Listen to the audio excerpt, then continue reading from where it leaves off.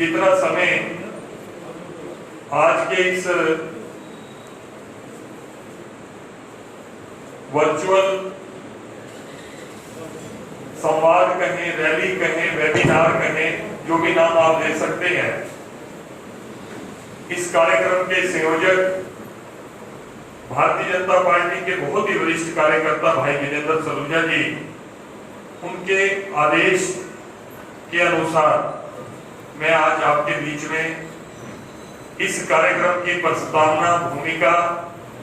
और अपने मन के भाव रखने के लिए खड़ा हुआ हूं। मेरा सौभाग्य है कि इस कार्यक्रम में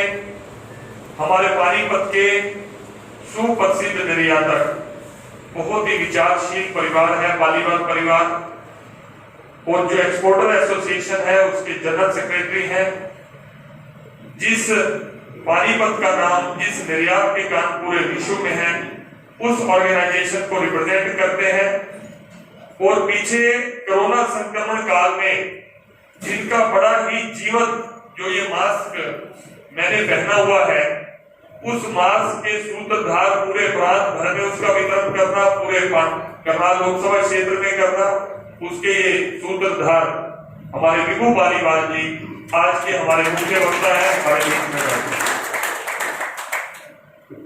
जिला की चेयरपर्सन हमारी बहन आशु सत्यवान शेरा जी, राष्ट्रीय स्वयंसेवक संघ जिस प्रकार से पूरी दुनिया का सर्वश्रेष्ठ संगठन है सेवा के क्षेत्र में, व्यक्ति निर्माण के क्षेत्र में, इसी संगठन से जुड़े हुए हमारे अखिल भारतीय स्तर के सिख संगत के प्रांत की टीम के सदस्य हैं, विद्या भारती की प्रांत की टीम के सदस्य हैं, अनेक संगठनों का दायित्व निभाते हुए आज हमारा सौभाग्य है कि अचानक ही हमारे बीच में सरदार हरभजन जी नीतू वो हमारे बीच में संकोच कर रहे थे कि राजनीतिक क्षेत्र का कार्यक्रम है तो मेरा रहना ठीक नहीं है, तो मैंने कहा राजनीतिक क्षेत्र का कार्यक्रम नहीं है, ये हमारे देश के प्रधानमंत्री और दुनिया के सबसे लोकप्रिय नेता माननीय नरेंद्र मोदी जी का जो जन्म दिवस के उपलक्ष्य में सेवा सप्ताह मनाने का जो एक संकल्प है, उस कार्यक्रम की आज ये शुरुआत है। और इस कार्यक्रम में हमारे बहुत ही आदरणीय और मेरे छोटे भाई विनोद छोकर जी भी मंच पर उपस्थित हैं। अनेक कार्यकर्ता, प्रमुख कार्यकर्ता मेरे समक्ष इस भारतीय जनता पार्टी के बहुत पुराने कार्यालय में यहाँ पर हम इकट्ठा हुए। कार्यक्रम कहीं और भी हो सकता था, बड़े बैंक्वेट हॉल में भी हो सकता था, इसी हॉल में भी हो सकता था, क्योंकि जो गाइडलाइंस है ज्यादा अधिक संख्या का कार्यक्रम नहीं करना था। और जिसको कहते हैं कि आवश्यकता आविष्कार की जननी होती है, इस संकट के समय में भी जैसे हमारे प्रधानमंत्री जी अक्सर कहते हैं कि उसमें भी अवसर देखना चाहिए। जिस रैली को करने के लिए लाखों रुपए का खर्चा होता है, हजारों आदमी जोड़ने पड़ते हैं, गाड़ी, तेल, टेंट, सारी चीज कुछ करना पड़ता है। आज इस संकट के काल में एक नया अवसर आया कि हम सब लोग वेबिनार के माध्यम से, इस समय भी हजारों लोग जुड़े हुए हैं, मैं अपनी बात कह रहा हूं, और हजारों लोग अपने घर में, अपने मोबाइल पर, अपने नेट के माध्यम से हजारों लोग लाइव देखते हुए, फेसबुक लाइव देखते हुए हजारों लोग इस समय भी आप सबको भी देख रहे हैं, मेरी आवाज भी सुन रहे हैं। तो एक नया ये हमारे सामने अवसर है कि इस माध्यम से संवाद स्थापित किया जाए।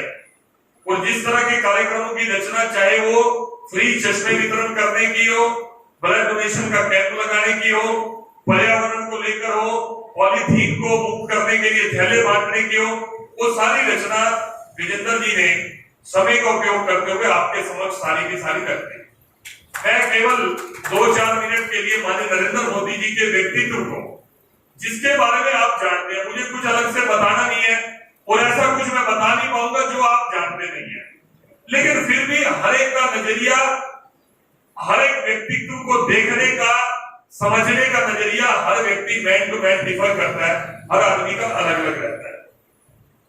और मैं सौभाग्यशाली हूं, वो इसलिए सौभाग्यशाली हूं कि आपके कारण, आपके आशीर्वाद के कारण मुझे उस महान व्यक्तित्व को और ज्यादा नजदीक से देखने का, समझने का मौका मिल गया। कोई उन तक इतने नजदीक नहीं जा पाता, लेकिन आपने जो आशीर्वाद दिया पिछले दिनों, लोकसभा चुनाव में। उसके कारण मैंने उनको बहुत, जैसे मैं और आप बात कर रहे हैं, ऐसे अनेक अवसर, लगभग हर सप्ताह में एक अवसर हमें मिलता है कि हम इतने ही लोगों के बीच में उनसे ऐसे बातचीत करते हैं और वो 1 to 1 बात करते हैं। उनका जीवन सादगीपूर्ण, व्यक्तित्व बहुत ऊंचा, व्यक्तित्व इतना ऊंचा कि जो काम हिंदुस्तान के आजाद होने के बाद सोचे भी नहीं जा सकते थे, केवल राजनीतिक जुमले होते थे कि रामलला हम आएंगे, मंदिर वहां बनाएंगे। धारा 370 के ऊपर हम बोलते थे कश्मीर भारत का अभिन्न अंग है। ये जुमले राजनीतिक क्षेत्र में लोग, विरोध के लोग, यहां तक कि अपने कार्यकर्ता भी कहने लगे। मैं कोई संकोच नहीं करूंगा, मुझे पता मेरी बात हजारों लोगों तक जा रही है, मीडिया के लोग भी यहाँ पर बैठे हैं। ये लोग कहने लगे थे कि ये केवल वोट की राजनीति है, ये तो केवल चुनाव के समय ये मुद्दे उठते हैं।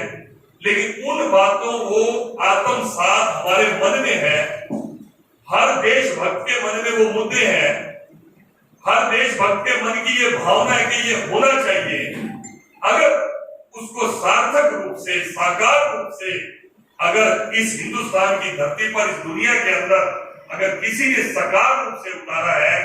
तो वो एक ही व्यक्तित्व है जिसका जन्मदिन हम आज मनाएंगे। वैचारिक मतभेद, काम करने की कार्यशैली अलग अलग, हर कार्यकर्ता से कार्यकर्ता डिफर करती है। विरोधी का मन अलग, पक्ष वाले का मन अलग, विरोधी का तर्क अलग, पक्ष वाले का तर्क अलग। लेकिन आज पूरी दुनिया के अंदर एक बात तर्क सम्मत मतलब पूरी दुनिया मानने लग गई है कि माननीय नरेंद्र मोदी जी केवल और केवल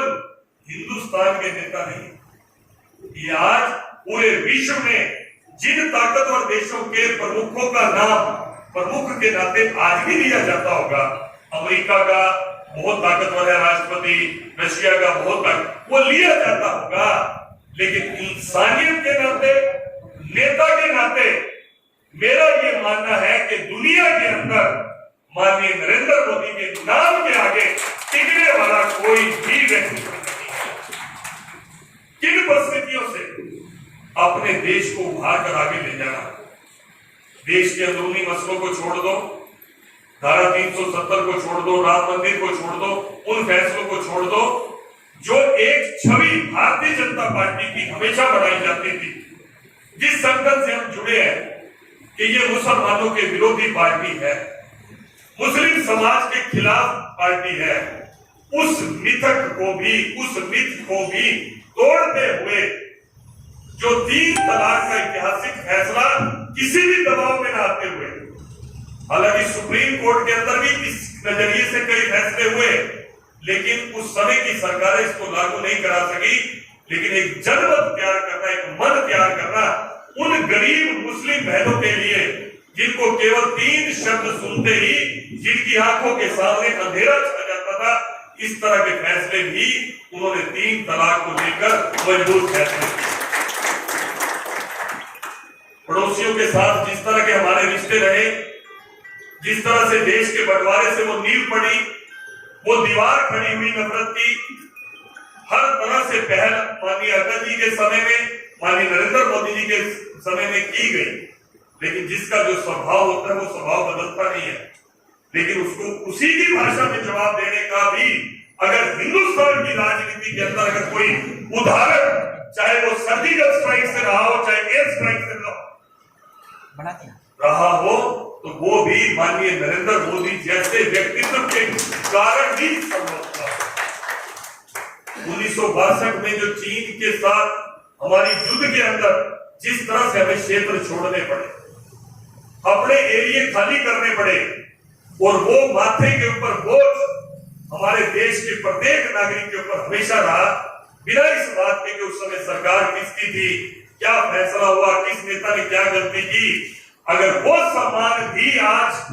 अगर हिंदुस्तान का वो गौरव अगर वापिस कोई लेके आया है, तो वो सरल सा दिखने वाला व्यक्तित्व, वो सादगी वाला व्यक्तित्व, वो नरेंद्र मोदी है, जिसने वो गौरव मिला।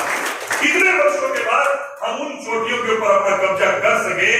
जो चोटियां वर्षों से चाइना के कब्जे में था। केवल और केवल सफलतापूर्वक अभियान पूरे कर लेना, ये सफलता का पैमाना इससे ऊपर कहीं और आगे है। आपने दृढ़ता से अपने देश की सुरक्षा के लिए, अपने देश के गौरव के लिए काम किया और विरोध के अंदर दुनिया का कोई भी देश विरोधी देश के साथ खड़ा नहीं हुआ, ये उससे भी बड़ी उपलब्धि है। अगर चाइना चाहता तो अपने साथ 2, 4, 10, 20, 50 देश जिनके हमारे साथ इंटरेस्ट क्लैश थे, चाहे बिजनेस इंटरेस्ट क्लैश थे, लेकिन कूटनीति के अंदर भी मैं कहता हूं कि एक उदाहरण उन्होंने पेश किया कि आज दुनिया के अंदर चाइना सबसे अलग थलग पड़ा, पाकिस्तान सबसे अलग थलग पड़ा। ये अगर उसके पीछे अगर कोई भाव था तो अब मैं उस विषय पे आऊंगा कि आज के समय में हम सब कार्यकर्ताओं को कुछ चीजों से क्या संकल्प लेना चाहिए। वो संकल्प केवल और केवल ये लेना चाहिए कि जिस विनम्रता के साथ, जिस सादगी के साथ, जिस कर्मठता के साथ, जिस मेहनत के साथ माननीय नरेंद्र मोदी जी अपने लक्ष्य की ओर, अपने मिशन की ओर केवल अपने मन में एक भाव, देश प्रेम का भाव अपने मन में लेकर कार्य करते हैं। अगर आज उनके जन्म दिवस के अवसर पर अगर संकल्प लेने की अगर आवश्यकता है तो केवल और केवल वही संकल्प लेने